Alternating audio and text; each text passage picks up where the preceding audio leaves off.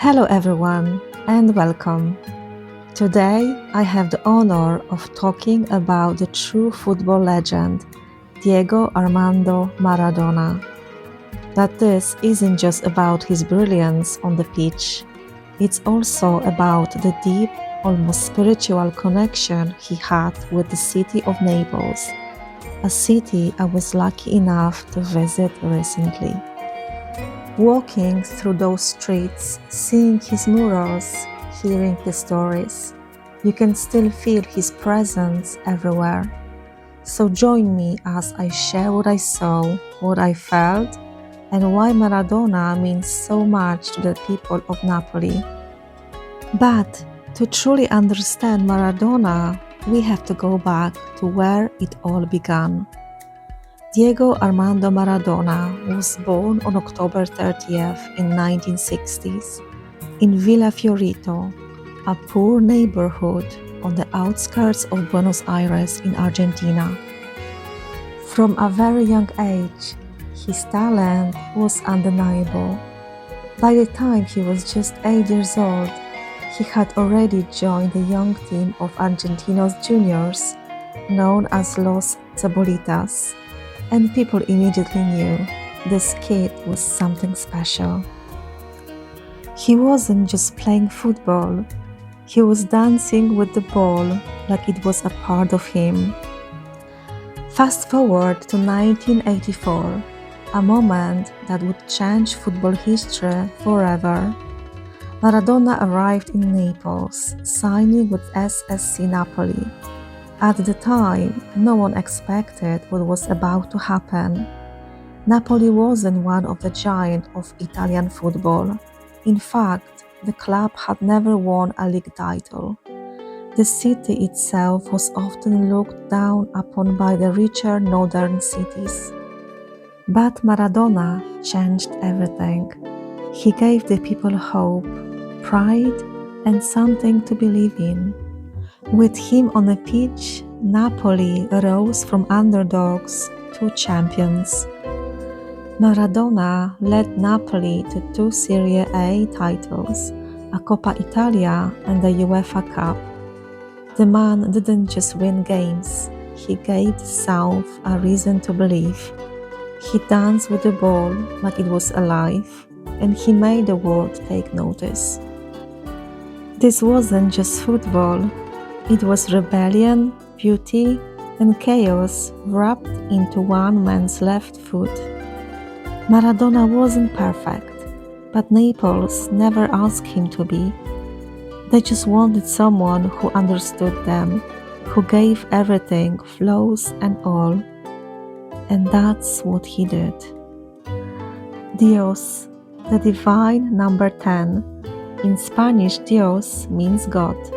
Maradona wore the number 10, and fans often call him Dios, a play on words implying he is both a god and a number 10. In a public vote in 2000, Maradona was jointly awarded FIFA Player of the Century along with Pele, highlighting the global impact he had on the sport.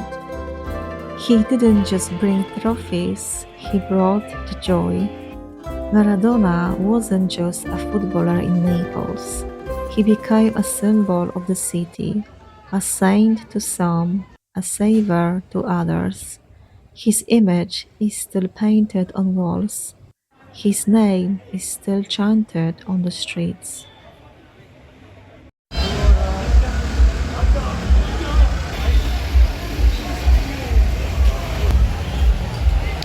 I have only one thing to say. Maradona is definitely alive.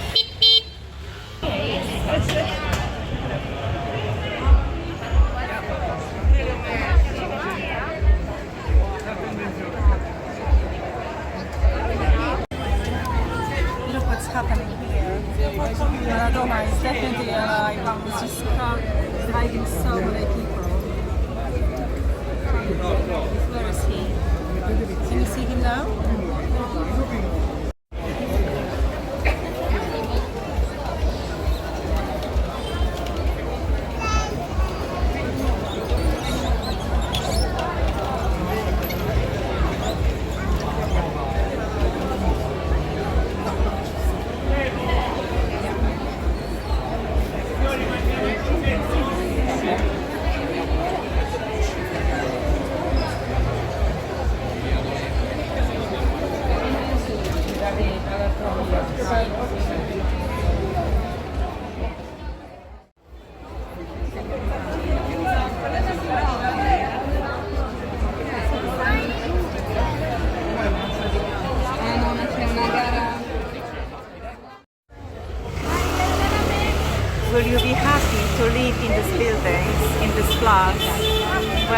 of crowds is just looking through your window.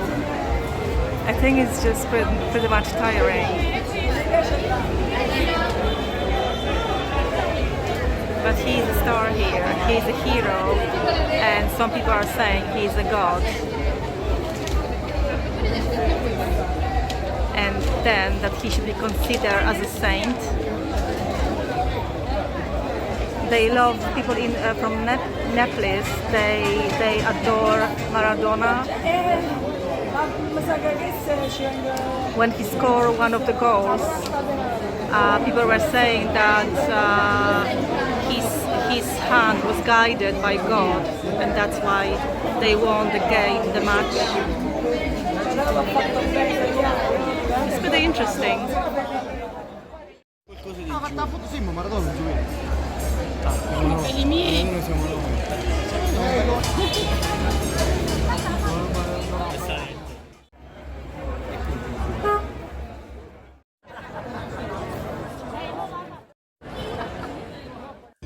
Walk these streets today and you will feel it. He is still here. Maradona murals tower over alleyways, candles flick under street shrines, and people talk about him like he is still alive, because to them he is.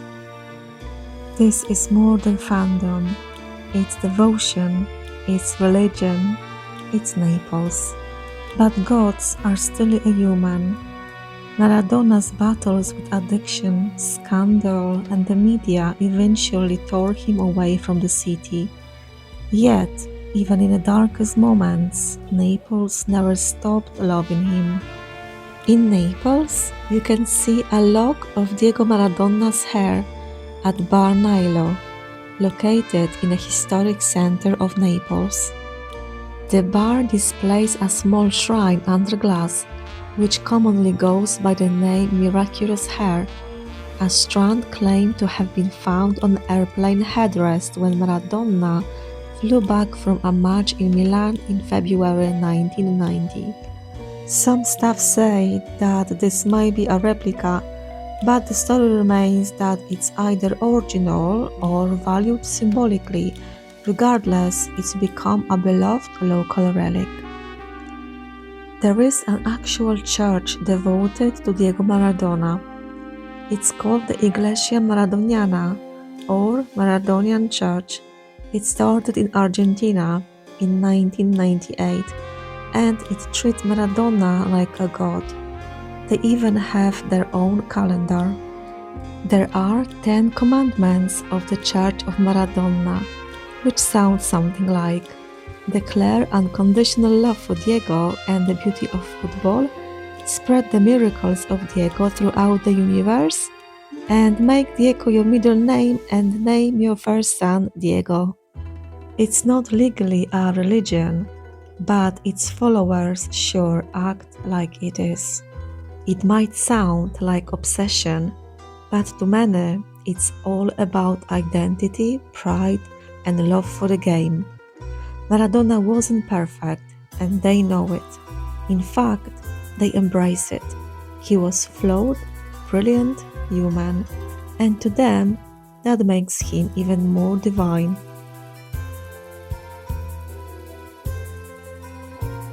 Napoli's iconic stadium is now renamed after Diego Maradona. Formerly known as Stadio San Paolo, it was officially renamed Stadio Diego Armando Maradona on December 4, 2020 by the Naples City Council, just days after his passing, in recognition of his legendary spell at the club. In Naples, even restaurants are named after him.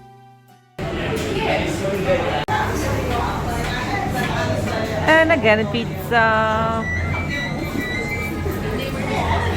We had the opportunity to try such specialities for the first time. This is meloncello. This is Maradona Spritz, a vibrant blue cocktail inspired by Diego Maradona and a popular aperitivo in Naples. Stunning bright blue versions of the drink often garnished with citrus slices. It's a mix of Prosecco, blue Curacao, and soda, a nod to Naples' colors and Maradona's legacy. Naples is a veritable open-air gallery, and among the most famous works are the Maradona murals, powerful tributes to the Dios of football, Diego Armando Maradona. This site draws over 6 million pilgrims during 2023, making it Italy's second most visited attraction after the Colosseum, and boosting local business activity by around 5 to 6%. If you're gonna be in Naples, don't be surprised if you see these pictures everywhere. They're even selling Maradona's apparel. So it's everywhere. It's in the pictures, on a board, like everywhere. Ice cream, socks. This is what I'm talking about, literally everywhere. And again, Diego Maradona is everywhere.